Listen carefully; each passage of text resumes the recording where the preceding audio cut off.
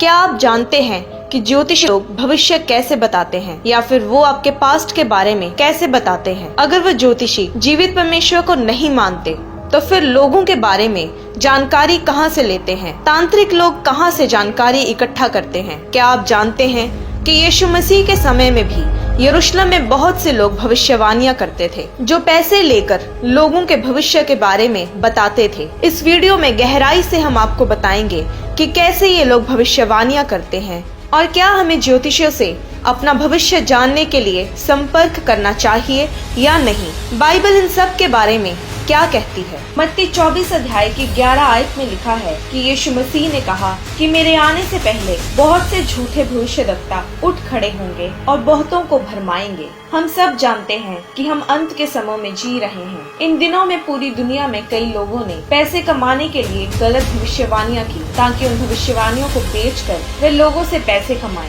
परमेश्वर ने लोगों को ये बुद्धि भी दी है ताकि वे ये जान सके कि कौन उसकी ओर से है और कौन नहीं। जो चर्च परमेश्वर की ओर से होता है उसमें काम भी परमेश्वर की ओर से ही होते हैं। उसमें आप परमेश्वर की प्रेजेंस को महसूस कर पाते हैं। व्यवस्था विवरण 18 की 22 आयत में बताया गया है कि झूठे नबियों की ये पहचान होगी कि जब कोई नबी यहोवा के नाम से कुछ कहे, तब यदि वह वचन ना घटे और पूरा ना हो जाए तो वह वचन यहोवा का कहा हुआ नहीं था। यानी झूठे भविष्यद्वक्ताओं की भविष्यवाणियां पूरी नहीं होगी। इन लॉकडाउन के दिनों में भी परमेश्वर के दास जो सच्चे थे, उन्होंने लोगों की मदद की, परमेश्वर के वचन को पूरा किया। उन्होंने जो भविष्यवाणियां की, हमने उनको पूरा होते हुए देखा, चाहे वह महामारी की हो, अकाल की हो, भोजन की घटी की हो। वहीं दूसरी ओर ऐसे भविष्यद्वक्ता भी रहे जो कि सिर्फ लोगों से निजी रिश्तेदारी से, उनके फेसबुक प्रोफाइल से, उनके इंस्टाग्राम आईडी से या बाकी सोशल मीडिया प्लेटफॉर्म से जानकारी इकट्ठा करके जो नॉलेज उनके बारे में इकट्ठा कर पाते हैं, वही उनके बारे में प्रोफेसी करते वक्त बताते हैं। उन भविष्यवाणियों से ना तो सुनने वालों को फर्क पड़ता है और ना उन लोगों की डिलीवरेंस हो पाती है जिनके बारे में वह भविष्यवाणी की जाती है, जिसका नतीजा ये होता है कि ऐसे चर्चेज में जा रहे लोग मसीह की असली शिक्षा देने वाले चर्चेज में नहीं जा पाते और जब कई सालों तक उनके जीवन में कोई फर्क नहीं पड़ता तो वे मसीह के रास्ते को बिना किसी फायदे का जानकर छोड़ देते हैं और सच्चे मसीह की असलियत को और अपने जीवन में उसके मकसद को नहीं जान पाते। ऐसे झूठे भविष्यद्वक्ता भी देखे गए हैं जो कि लोगों को भविष्यवाणियां बेचते हैं। इसके लिए आपको बुद्धि का वरदान चाहिए जिससे आपको ये पता चले कि ये झूठे भविष्यद्वक्ता हैं। वे आपको कैमरा के आगे खड़े करके कुछ बातें बता देंगे और फिर कहेंगे कि बाकी की भविष्यवाणी सुनने के लिए आपको हमें पेमेंट देनी होगी और वहीं पर आपको सतर्क हो जाना चाहिए। अगर उनके पास आपको पैसे ऑर्डर करने का टाइम है तो उनके पास पूरी भविष्यवाणी बताने का समय भी होगा। आपको सिर्फ भविष्यवाणी सुनने के लिए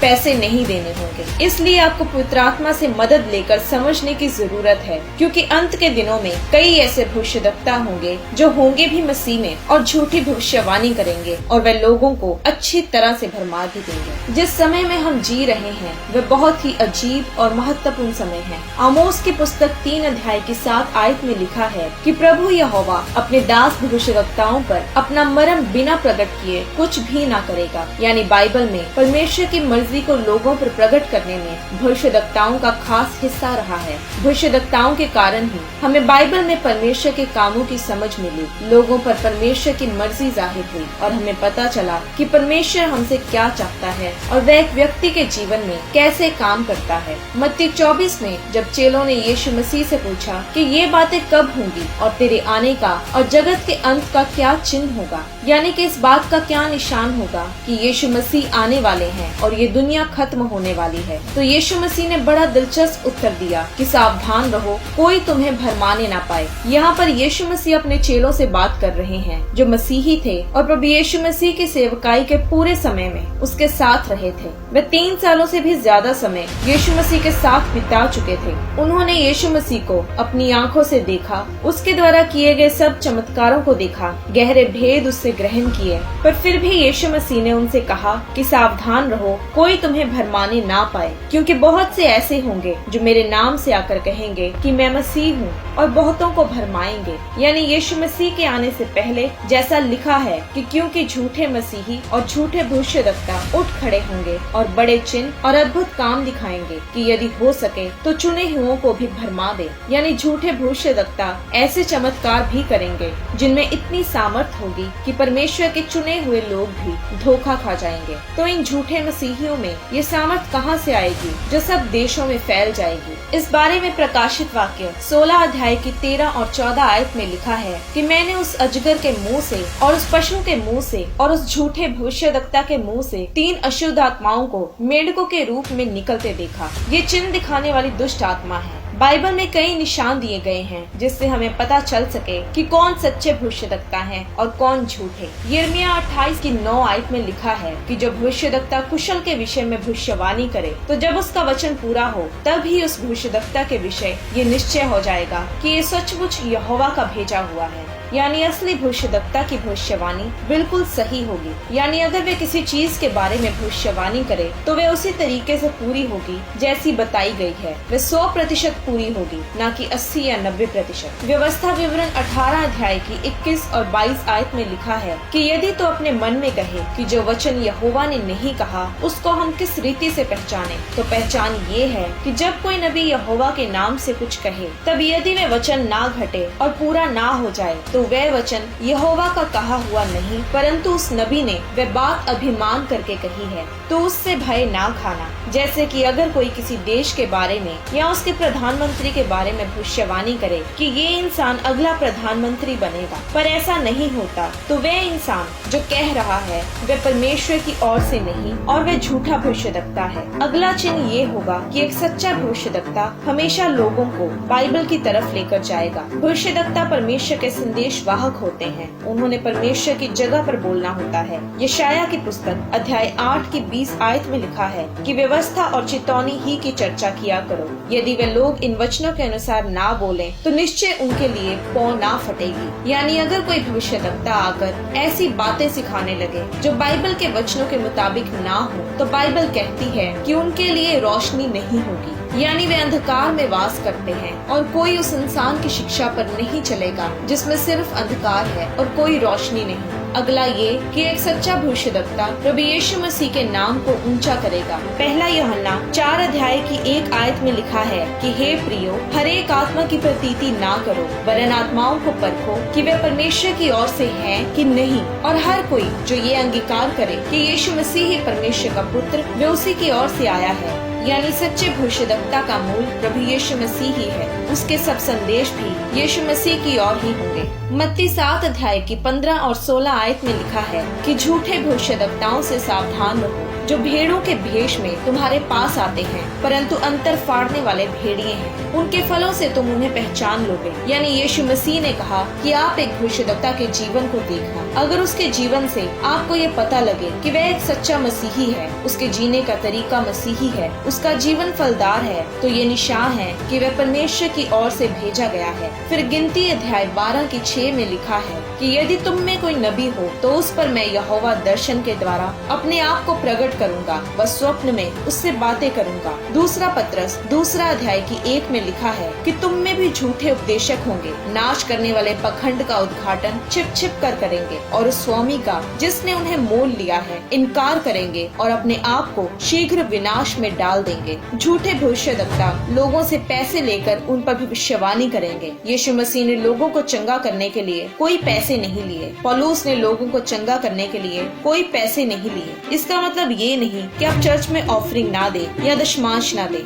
मलाकी 3 की 10 में लिखा है कि सारे दशमांश भंडार में ले आओ कि मेरे भवन में भोजन वस्तु रहे। और सेनाओं का यहोवा ये कहता है कि ऐसा करके मुझे परखो कि मैं आकाश के झरोखे तुम्हारे लिए खोलकर तुम्हारे ऊपर अपरंपार आशीष की वर्षा करता हूँ कि नहीं। यहाँ पर इस दान दशमांश की बात नहीं की जा रही, पर भविष्यवाणियों को बेचने के लिए बात की जा रही है, जहाँ पर सिर्फ लोगों को भविष्यवाणी देने के लिए ही पैसे लिए जाते हैं। झूठे भविष्यवक्ता उन चीजों के वायदे करेंगे जो कि बिना दुख के होंगे और जीवन को आसान करने वाले होंगे, पर ऐसा होगा नहीं, क्योंकि बाइबल में यीशु मसीह ने कहा कि जो कोई मेरे पीछे चलेगा वह मेरे नाम के कारण दुख सहेगा। लूका 9 अध्याय की 23 आयत में लिखा है कि उसने सबसे कहा, यदि कोई मेरे पीछे आना चाहे तो अपने आप से इनकार करे और प्रतिदिन अपना क्रूस उठाए हुए मेरे पीछे हो ले। यूहन्ना 15 की 20 में लिखा है कि जो बात मैंने तुमसे कही थी कि दास अपने स्वामी से बड़ा नहीं होता, उसको याद रखो। यदि उन्होंने मुझे सताया तो तुम्हें भी सताएंगे। यूहन्ना 16 अध्याय की 33 आयत में लिखा है, मैंने ये बातें तुमसे इसलिए कही हैं कि तुम्हें मुझ में शांति मिले। संसार में तुम्हें कलेश होता है, परंतु ढांढस बांधो,